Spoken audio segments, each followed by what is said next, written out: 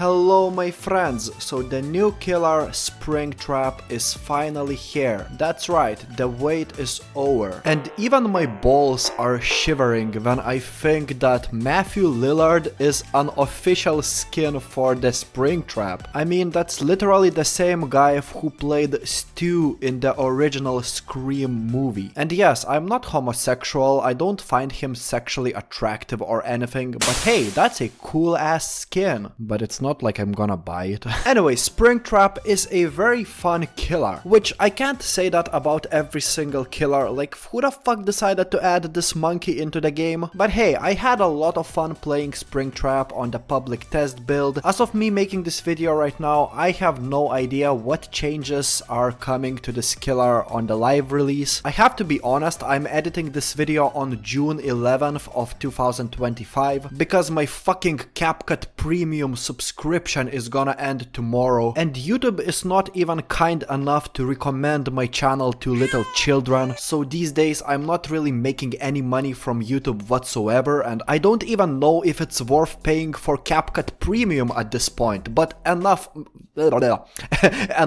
of me yapping, you know. In this video I will give you 5 tips that you should know before playing Springtrap in Dead by Daylight. And every time there's a new killer in Dead by Daylight, I make a video like this. There's an entire playlist dedicated to tips for different killers, so if you want to play this game like a fucking professional, make sure to check it out and subscribe to this channel for more content like this. Keep in mind that these tips are not in any particular order, meaning that the tip number 5 is not better or worse than the tip number 1. So let's start with the first tip. Teleport, teleport, teleport. I understand that this tip sounds so weird, but let me explain. So there are always 7 security doors scattered around the map, right? And considering the fact that Springtrap is a slower killer while carrying an axe, these security doors will help you to get to your destination very fast and apply a lot of map pressure. So especially in the end game, when you know which generators are being repaired,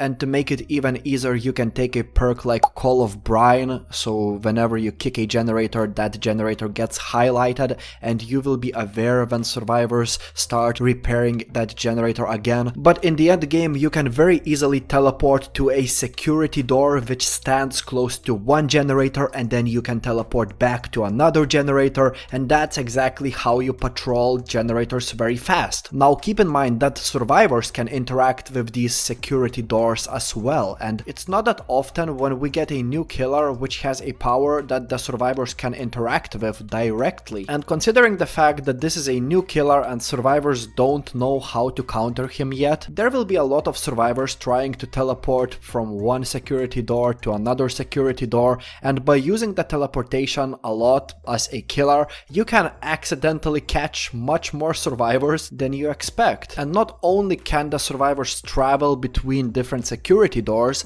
but they also can access cameras. And you might think, okay, so what's the point for the survivors to access these cameras? I mean, after all, their only goal is to repair 5 generators and open the exit gates. And it's not like accessing the cameras and seeing where the killer actually is. It's not like it will mark the killer's location or anything like that. But, and there's a big but, you see, a camera system can be very useful for those survivors that are actually playing with friends and communicating directly on Discord. So my second tip is disabling cameras can destroy Survive with Friends lobbies. And yes, this might be a little bit of an overstatement, but I'm a clickbaiter.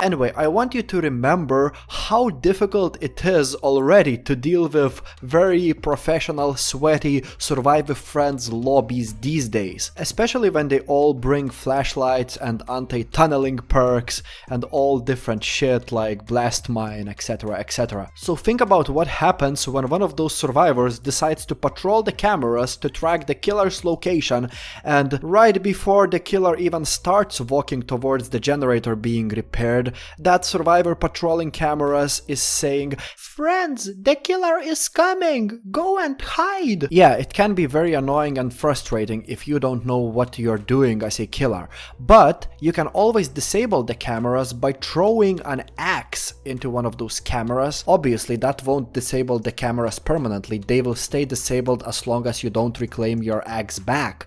But if you throw it at the camera and disable that camera, you become faster because you get rid of that axe, and whenever you are not carrying your axe with you, that's when you become a faster killer, and it feels awesome walking at a faster speed as Springtrap. Also, if you look at the cameras every time you walk past them, you can actually notice those cameras like swinging to the sides if somebody is accessing them, and you will know that somebody is patrolling the cameras when they are, if you look at the cameras, you know, so you will know when to disable those cameras.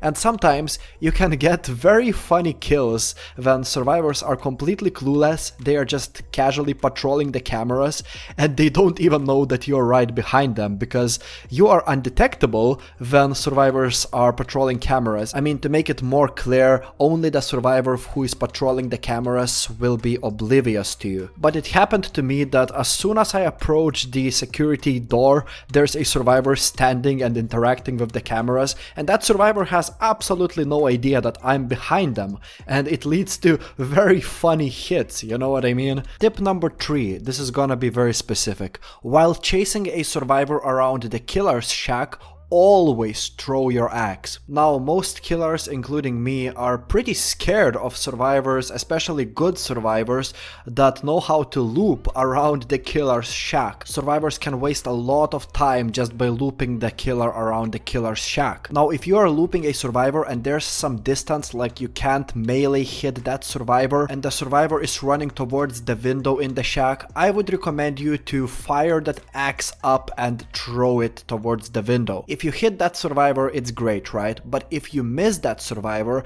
you become faster, okay? So it will be much easier to mind game the survivor around the killer shack when you are a 4.6 meters a second killer instead of being 4.4 meters a second killer.